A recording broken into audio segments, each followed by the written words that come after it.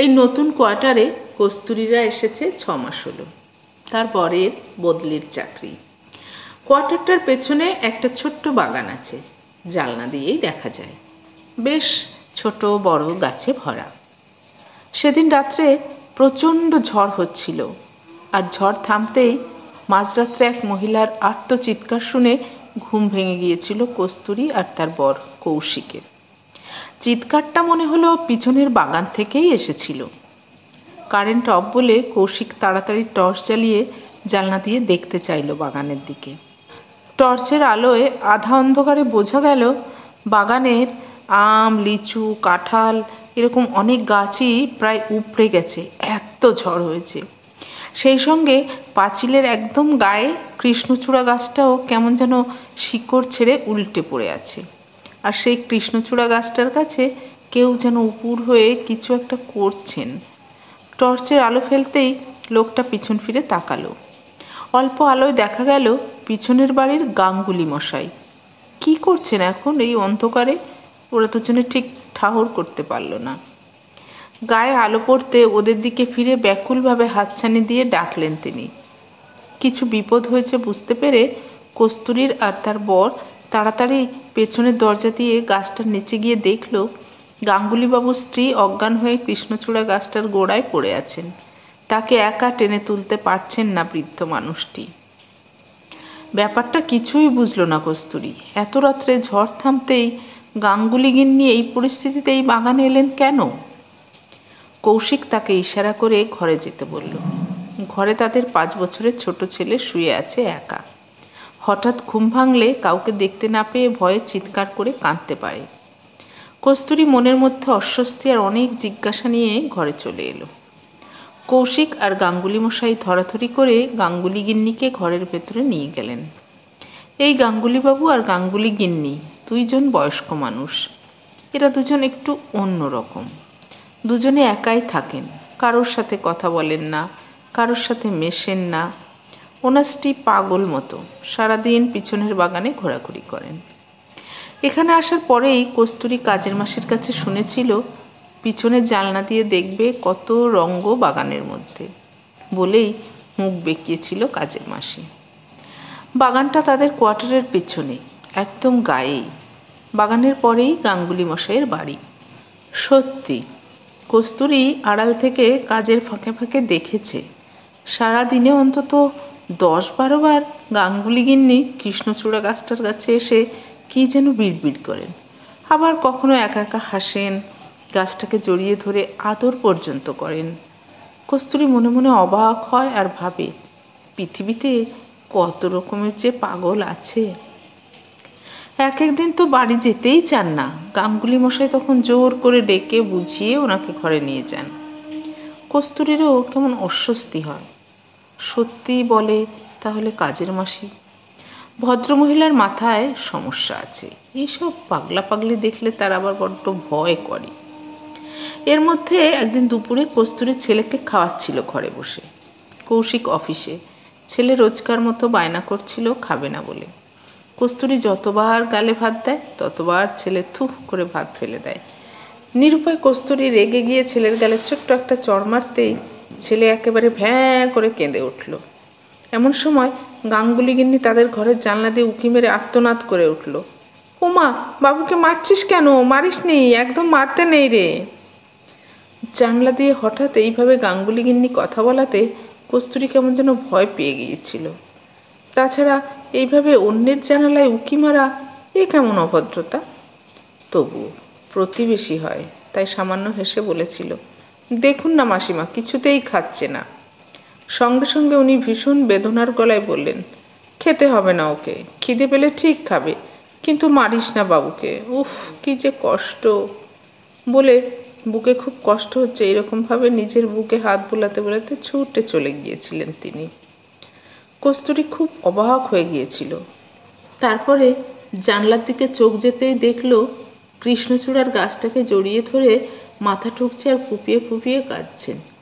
অদ্ভুত লেগেছিল কস্তুরীর, কিসের কষ্ট ওনার। একদিন কাজের মাসিকে জিজ্ঞেস করতে কাজের মাসি মুখ ঝামটে বলেছিল, মা হয়ে নিজের ছেলেকে মেরে ফেললে পাগল হবে না তো কী হবে? পাপ কোথায় যাবে? শুনে কস্তুরী শিউরে উঠেছিল। নিজের ছেলেকে মেরে ফেলেছে? এ কি অলক্ষণে কথা! কিভাবে সম্ভব এটা?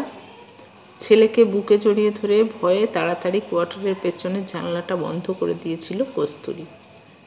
তারপর কস্তুরী দেখেছে মাঝে মাঝে গাছের আম, জামরুল ওদের পিছনে দরজার কাছে জড়ো করে রেখে চলে গেছে। কে যে গেছে সে জানে না, তবে অনুমান করে কস্তুরী। কিন্তু কোনোদিন ওসব ফলমূলও ছুঁয়েও দেখেনি, ছেলেকে দেওয়া তো দূরের কথা। ইদানিং আরও একটা সমস্যা হয়েছে। ওর ছেলে কাঁদলেই উনি প্রায় বন্ধ জানালার কাছে এসে ধাক্কা দিয়ে বলেন, মারিস না বাবুকে, ব্যথা পাবে, বড্ড ব্যথা পাবে। কথাগুলো শুনে কান্না থামিয়ে তার ছেলে হাঁ করে তাকিয়ে থাকতো ওই জানলার দিকে। কিন্তু কস্তুরী আর ওই জানলা তারপর থেকে কোনো দিনও খোলেনি। কি জানি বাবা, কি আছে তার মনে, যে কিনা নিজের ছেলেকে মেরে ফেলতে পারে, তাকে আর ভরসা কি? এইসব ভাবতে ভাবতেই কখন যেন ঘুমিয়ে পড়েছিল কস্তুরী। সেই ঝড়ের রাতের শেষে ভোরের দিকে কৌশিক ফিরল।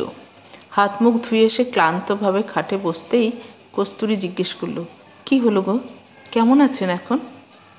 ভীষণ মন খারাপের সঙ্গে কৌশিক বলল, জ্ঞান ফিরতেই ভীষণ কান্নাকাটি করছিলেন। ডাক্তার এসে ইঞ্জেকশন দিয়েছেন, এখন উনি ঘুমোচ্ছেন। তারপর দীর্ঘশ্বাস ফেলে কৌশিক বলল, কত রকম যে দুঃখ আছে মানুষের। আজ স্ত্রীর অমন দশা দেখে মেসোমশাই বড্ড ভেঙে পড়েছেন। আমার হাত ধরে কাঁদতে কাঁদতে কত কথা বললেন। কস্তুরী উৎসুক চোখে তাকিয়ে রইল স্বামীর দিকে। বুঝল তার স্বামী ভীষণ কষ্ট পাচ্ছেন কোনো কারণে। কৌশিকের পাশে বসে কস্তুরী তার হাতটা নিজের মুঠোয় নিয়ে হালকা চাপ দিল। কৌশিক বলল, সন্তান শোক জীবনের সব থেকে বড় শোক, জানো? কস্তুরী বলল, হ্যাঁ, শুনেছি উনি নাকি নিজের হাতের ছেলেকে। কৌশিক দুই দিকে মাথা নাড়িয়ে বলে উঠল, উফ, না গো না, চুপ করো। কি করে ভাবলে তুমি? বাইরের লোকেরা কতটুকু আর জানে? গাঙ্গুলি মশাইয়ের কাছেই শুনলাম আজ। ওনাদের ছেলের যখন বছর 7 বয়স, তখন কোথাও থেকে ওই কৃষ্ণচূড়া গাছটা নিয়ে এসে পাঁচিলের ধার ঘেঁষে বসায়। নিজের হাতে পোতা গাছটা ধীরে ধীরে যখন বাড়তে লাগলো, তখন ছেলে ভীষণ খুশি হয়ে প্রায় প্রতিদিন মাকে জোর করে বাগানে এনে দেখাতে চাইতো কেমনভাবে তার নিজের হাতের বসানো গাছটা দিনে দিনে বাড়ছে। সে বইয়ে পড়েছে গাছেরও প্রাণ আছে। সারাদিন এই গাছটা জুড়েই খেলা ছিল তার। প্রতিদিন গাছটাকে দেখতো আর গাছটার নতুন নতুন পাতা, কচি কচি ডাল আবিষ্কার করে অবাক হয়ে যেত। ছোট মানুষরা যেসব ক্ষুদ্র জিনিস নিয়ে যার পর নাই মেতে থাকতে পারে, বড়দের কাছে স্বাভাবিকভাবেই সেগুলো অতিশয় তুচ্ছ মনে হয়। তাই প্রথম প্রথম ছেলের পাগলামিতে কিছু না বললেও গাঙ্গুলি গিন্নি ছেলেকে একদিন একটু বকাই দিয়েছিলেন। কারণ গাছটার নেশায় ছেলে মাঝে মাঝে স্কুল না যাওয়ার বায়না ধরছিল। মায়ের ধারণা হলো সব সময় গাছ নিয়ে সময় কাটিয়ে স্কুল আর পড়াশোনায় ফাঁকি দিচ্ছে ছেলে। মায়ের হালকা বকুনি দুরন্ত ছেলে পাত্তাই দিল না, সে চলল তার নিজের নিয়মে।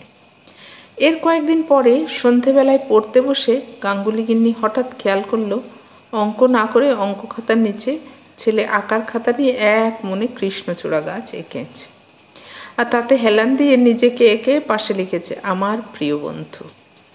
অঙ্ক না করে ছবি এঁকে ফাঁকি মারার জন্য রাগের মাথায় মাসিমা ছেলেকে একটা চড় মারেন।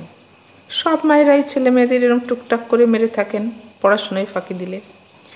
কিন্তু কিছুক্ষণ পরে ছেলে বমি করতে থাকে। সেই সময় গাঙ্গুলিবাবু অফিস থেকেও ফেরেননি। মাসিমা প্রথমে বুঝে উঠতে পারেননি ছেলের কি হলো। তারপর হাসপাতালে নিয়ে যাওয়ার আগেই সব শেষ। হাসপাতালে পোস্টমর্টম হলো। রিপোর্ট অনুযায়ী ডাক্তার বললেন শিরায় কোনোভাবে আঘাত পাওয়ার ফলে মৃত্যু ঘটেছে ছেলেটার। এইটুকু বলে কৌশিক কস্তুরীর দিকে তাকিয়ে বিষাদ মাখা গলায় বলল, ভাবো তো কী পরিস্থিতি। সবাই তখন ওনাকে জিজ্ঞেস করছে কিভাবে লাগলো ছেলের শিরায়। উনি তখন দিশেহারা ছেলের শোকে নিজেকে আর সামলাতে পারেননি। তিনি তো তেমন জোরে মারেননি ছেলেকে, কি করে হলো সেটা ভাবার থেকে নিজে মা হয়ে ছেলেকে মেরে ফেলেছেন এটা ভেবে তিনি নিজেকে ক্ষমা করতে পারলেন না। এর থেকে ভয়ঙ্কর কষ্ট এই পৃথিবীতে আর কি হতে পারে। শোকে দুঃখে বদ্ধ উন্মাদের মতো হয়ে তিনি গিয়েছিলেন। আর তার উপর জানোই তো, কিছু মানুষ থাকেই না, যারা দোষ দিতেই থাকে কারণ না দেখেই। কস্তুরীর বুকটা হঠাৎ মোচড় দিয়ে ওঠে। এখন বুঝলো তার ছেলেকে ওই দিন মারতে উনি কেন অমন আর্তনাদ করে উঠেছিলেন, কেন বারণ করেছিলেন। নিজের ছেলেকে বুকে চেপে ধরল কস্তুরী। মা হয়ে সে বুঝতে পারল গাঙ্গুলি গিন্নির কি মর্মান্তিক কষ্ট। কৌশিক আবার বলল, ওনাদের বেশি বয়সের সন্তান ছিল বাচ্চাটা, তাই আর সম্ভাবনাও ছিল না নতুন ইস্যু নেবার। স্ত্রীকে পুত্রশোক থেকে স্বাভাবিক জীবনে ফিরে আনানোর জন্য আত্মীয় স্বজনদের তেড়া কথা, পাড়াপড়শিদের বাঁকা চোখে তাকানো, এসব দেখে কষ্ট পেতে পারেন ভেবে সবার সাথে মেলামেশাও বন্ধ করে দেন মেসোমশাই।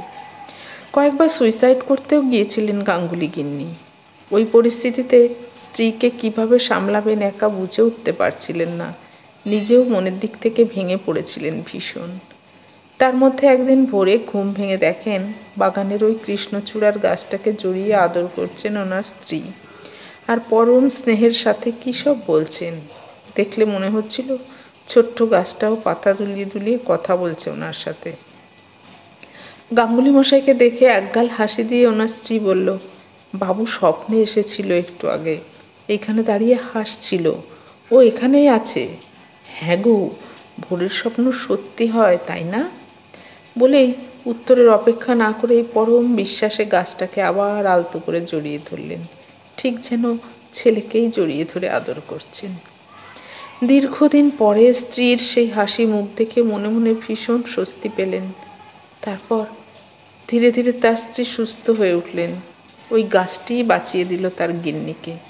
গাঙ্গুলিবাবু বুঝলেন কোনো এক বিশেষ কারণে এই কৃষ্ণচূড়া গাছটিকেই নিজের ছেলে বলে ভেবেছেন তার গিন্নি। গাঙ্গুলি মশাই তাই এসবে কোনোদিন বাধা দেননি। স্ত্রী যাতে ভালো থাকে বরাবর সেই চেষ্টাই করে গেছেন তিনি। আজ দীর্ঘ ৩৫ বছর ধরে এমন চলে আসছিল। কিন্তু ওই দিন ওই ভীষণ ঝড়ের রাতে ঘরের মধ্যে ওনাকে ধরে রাখা যাচ্ছিল না কিছুতেই। বারবার দরজা খুলে বেরিয়ে আসতে চাইছিলেন। গাছটার কাছে কোনো রকমে আটকে রেখেছিলেন স্ত্রীকে। সেই মুহূর্তটুকু স্ত্রীর সেই বুক চাপড়ে কান্না দেখে তিনিও আসন্ন বিপদের কথা ভেবে শঙ্কিত হয়ে উঠেছিলেন। ঝড় একটু থামতেই সেই রাত্রেই ওনার স্ত্রী দৌড়ে বেরিয়ে এসেছিল কৃষ্ণচূড়া গাছের কাছে। তারপর তো দেখলে কি হলো। সব শুনে কস্তুরী একটা দীর্ঘশ্বাস ফেলল। সে ভাবল, ইস, দ্বিতীয়বার সন্তান হারা হলেন গাঙ্গুলি গিন্নি। দিন দুই পরে ওনাদের বাড়ি গেল তারা। এই কদিনে কেমন যেন আত্মীয়ের টান অনুভব করছিলেন দুই বাড়ি। তারা দেখল ঘরের খাটের মধ্যে চোখ বন্ধ করে শুয়ে আছেন গাঙ্গুলি গিন্নি। গাঙ্গুলি মশাই তাদেরকে নিয়ে বৈঠকখানায় বসালেন। বললেন, আজ 2 দিন গিন্নি একবারও চোখ মেলেননি, একটা কথাও বলেননি আমার সাথে, কিছু খাননি। এই যাত্রায় বোধহয় আর বাঁচানো গেল না ওকে। ইচ্ছে করে যদি কেউ বাঁচতে না চায়, তাকে কিভাবে কোন উপায়ে বাঁচাবেন তিনি? কথাগুলো বলে বৃদ্ধ দীর্ঘশ্বাস ফেললেন। শুনে ভীষণ মন খারাপ লাগছিল কস্তুরীর। কিন্তু এরই মধ্যে কৌশিক হঠাৎ খেয়াল করলো ছেলে আশেপাশে কোথাও নেই। এদিক ওদিক দেখে ছেলেকে দেখতে না পেয়ে বাগানে খুঁজতে গেল তারা। এত দুষ্টু আর ছটপটে, এক মুহূর্ত স্থির নেই। এমন সময় গাঙ্গুলি মশাই তাদেরকে ইশারায় ডাকতে তারা নিঃশব্দে কাছে গিয়ে গাঙ্গুলি গিন্নির ঘরের দরজায় দাঁড়িয়ে দেখল তাদের ছেলে গাঙ্গুলি গিন্নির বিছানায় তার কোল ঘেঁষে বসে নানা রকম অঙ্গভঙ্গি করছে আর কি যেন বকর বকর করে যাচ্ছে। যিনি এই 2 দিন ধরে চোখ খুলেও তাকাতে চাননি, আর তিনি এই অসুস্থ শরীরেও তার ছেলের বকবকানি শুনে যাচ্ছেন, আর মুখের মধ্যে হনাবিল হাসি আর চোখের কোণে জল দেখা যাচ্ছে। গাঙ্গুলি মশাই স্ত্রীর মুখে আবার সেই হাসি দেখে পরম খুশিতে কৌশিকের হাত চেপে ধরে বললেন, এ যাত্রায় হয়তো গিন্নিকে আবার ফিরে পেলেন এই ভেবে। তারপর তাড়াতাড়ি গরম দুধ আর ওষুধ আনতে দৌড়ালেন। এতদিন ভয়ে ছেলেকে গাঙ্গুলি গিন্নির কাছে আসতে না দিলেও আজ কেন জানি না ছেলেকে ওনার এত কাছে বসে বকর বকর করতে দেখে কস্তুরীর নিজের চোখেও অজান্তে কখন জল চলে এলো। তবে মনটা তার খুব হালকা লাগছিল আজ।